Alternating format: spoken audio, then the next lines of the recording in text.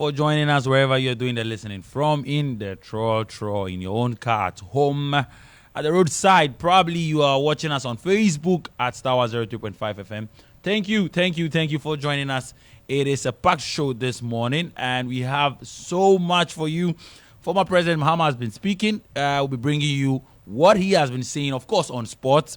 The All Regional Games, yes, it was launched over the weekend, and we'll bring you that as well. We'll also look at the Division 2 Middle League in Greater Accra, who are champions and who will be playing the Division 1 League in Zone 3. We'll bring you that as well. And we'll also look at women's football. Yes, the Black Queens, they have been trimmed. The squad has been trimmed by Coach Nora Hapto, and then we'll bring you the full squad who will be playing that friendly in Japan. And we'll also move to the Euros, of course. So, welcome on board. For the champions, stand up, stand up.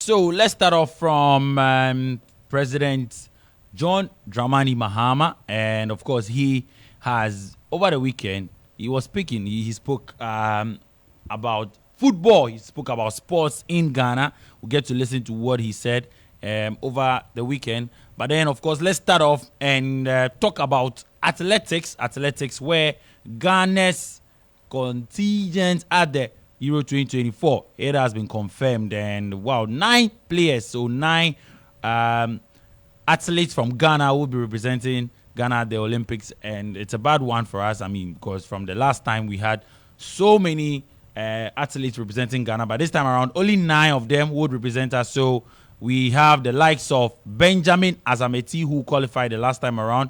He would represent Ghana in the 100 meters and then 4x100 meters. We also have Abdul Saminu, also 100 meters and then 200 meters. Joseph Paul Amwa only qualifies for the 4x100 meters. Isaac Bochio qualifies for the 4x100 meters. Hussein Ibrahim, 4x100 meters. And then Edwin Gadai, 4x100 meters. Now, for 50 meters freestyle swimming, we have Joseli Mensah. And also, we have Harry Stacy, 100 meters freestyle swimming. And our high jump champion, Rose Yeboah, would also be doing battle for Ghana at the Olympics. So these are the 9 athletes who will do battle for us in the Paris 2024 Olympic Games. Now let's get to listen to President Mahama, who was speaking yesterday, and let's get to what he had to say on sports. It says that we don't have a world-class standard sports stadium. We've been to several countries. We've gone to watch matches. I've been to Wembley before, and it's a stadium of a different class from what we have here. And often countries are energized to build this stadium if you bid to host something. It creates the opportunity because you know that you will get returns on the investment when the tournament comes to your country. And so if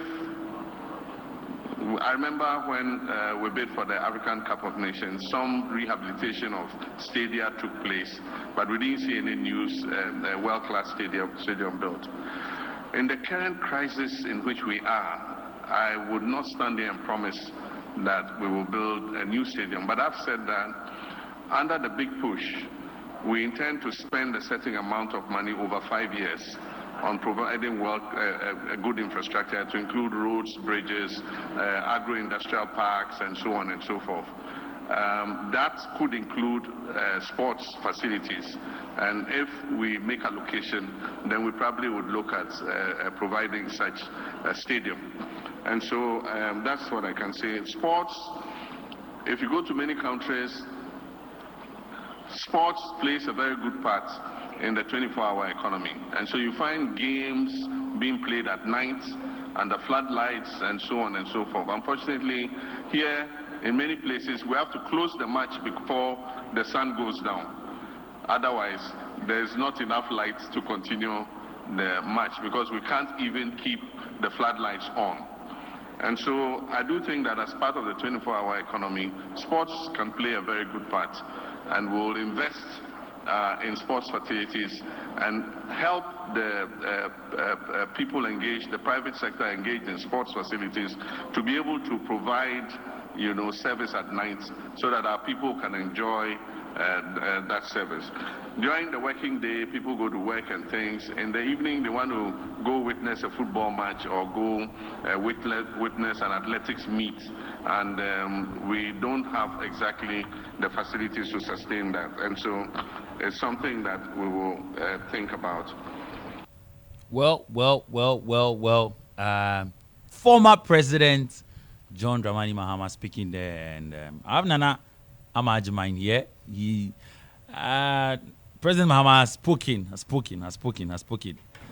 1 minute on that. If I take seconds on that, your thoughts on you've heard him speak.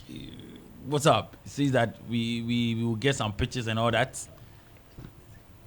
I mean, I'm happy about it. Yeah. And I heard that when he comes or when he's voted as president, he'll work on the pitches. Okay. And I mean, I did a story on the AstroTurf. Yeah.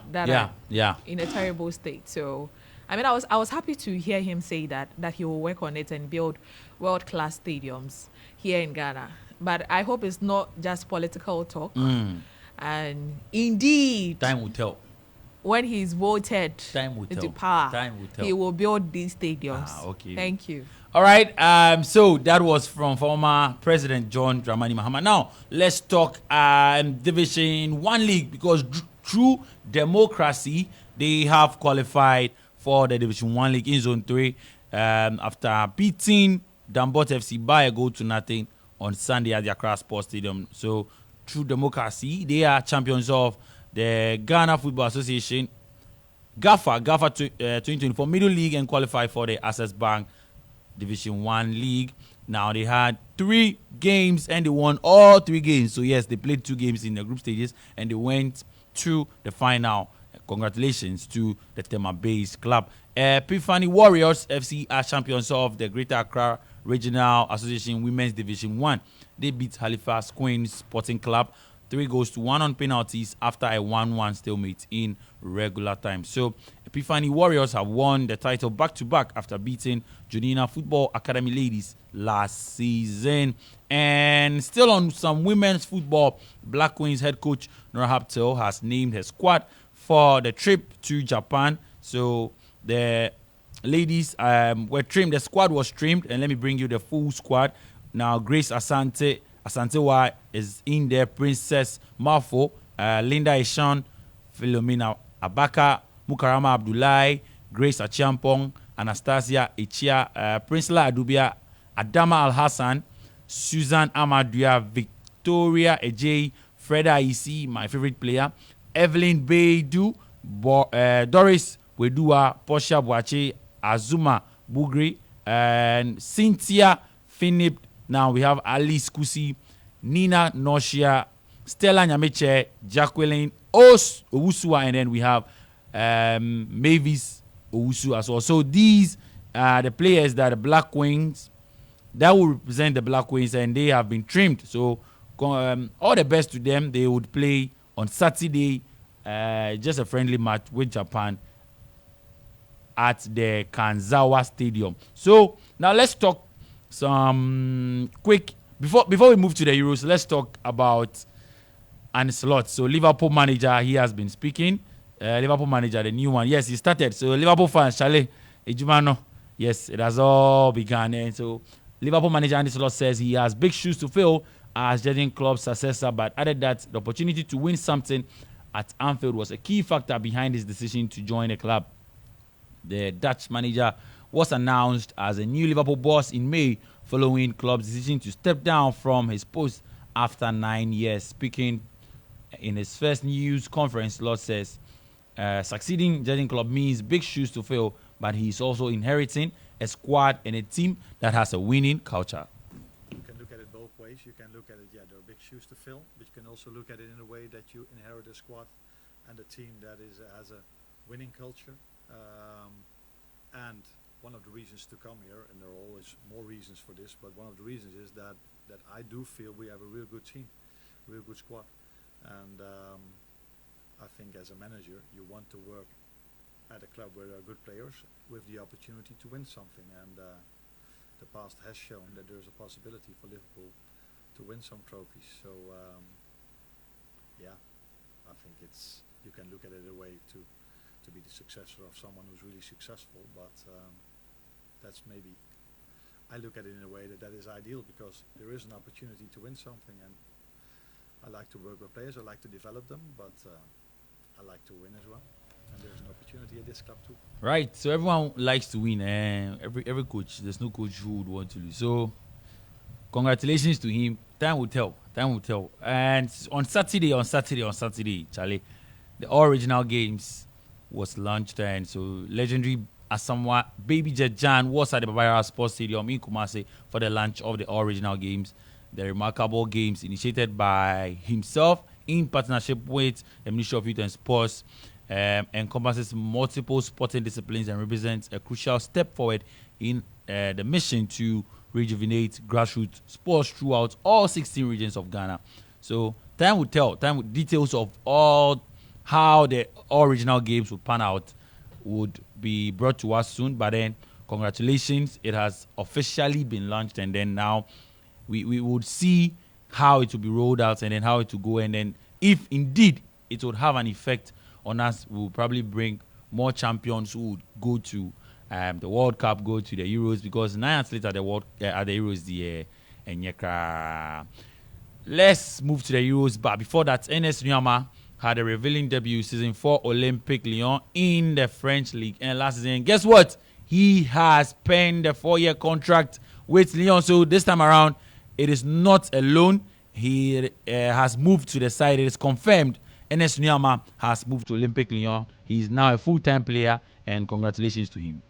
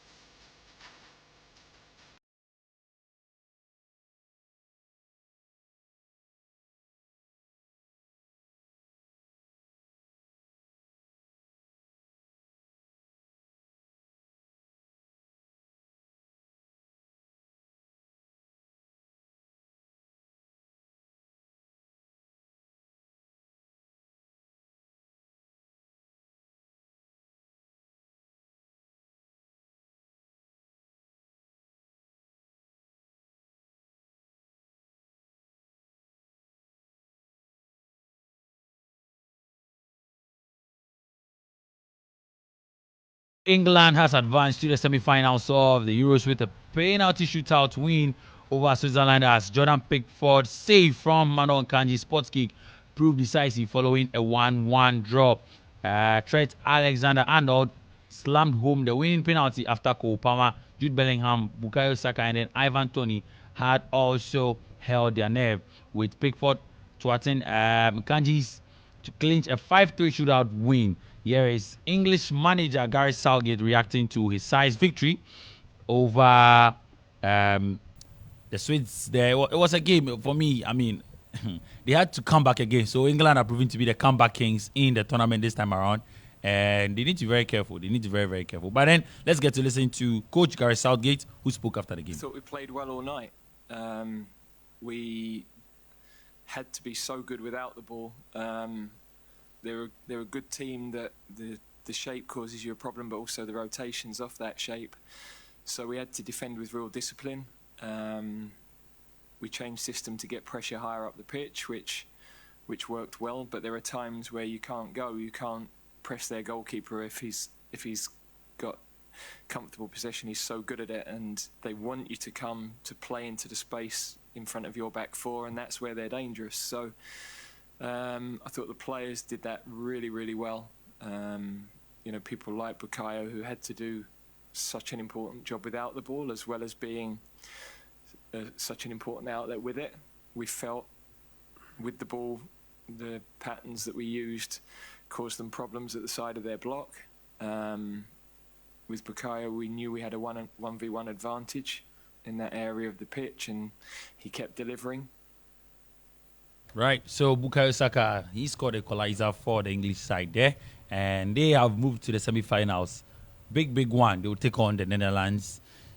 Well, we wish them all the best. So, Netherlands scored twice in 6 second half minutes to beat Turkey 2-1 to set up a Euro 2024 semi-final against England. Now, speaking after the game, the Netherlands head coach Ronald Koeman says it is a great success to get the opportunity to play in the semi-finals. For the whole nation, it's something special. We are a small nation, and we're part of the semi-final with England, France, and Spain. And we are really proud to get the opportunity to play the semi-final Wednesday. We had to suffer tonight, but that's in the whole Euros that there is not an easy one. They put everything tonight, and it was really an emotional match.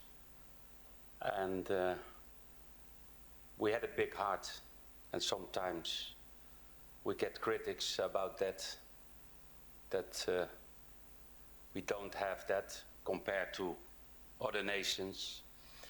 And the players showed tonight a big heart after 1-0 down in a good second half. And okay, what happened in the last 5 minutes, maybe you saw that better on the TV than I saw that from the bench. We had to suffer, but finally it's a great success to get the opportunity to play the semi-final.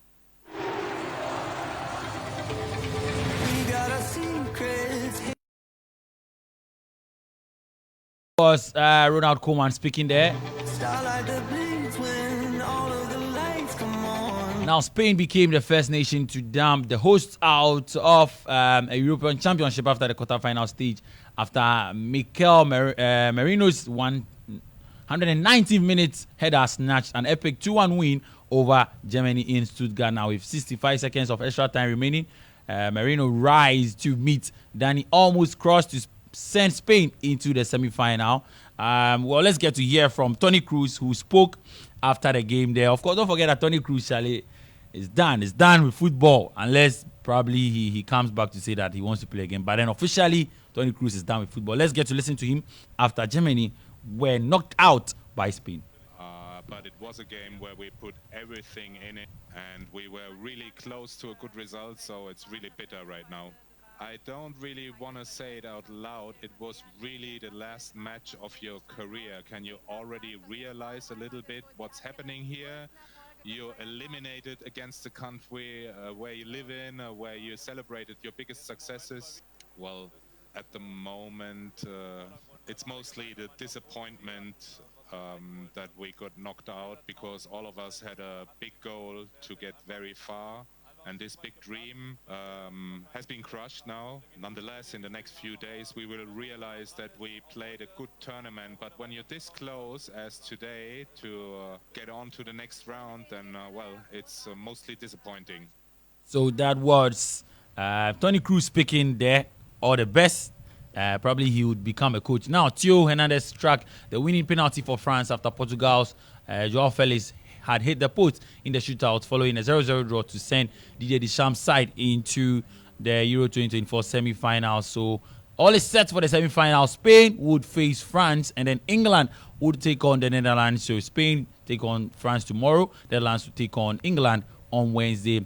To the Copa America, Argentina defeated Ecuador on penalties to reach the semi-finals of the competition. Colombia trashed Panama 5-0 to progress to the next round. And then Canada also defeated Venezuela 4-3 on penalties.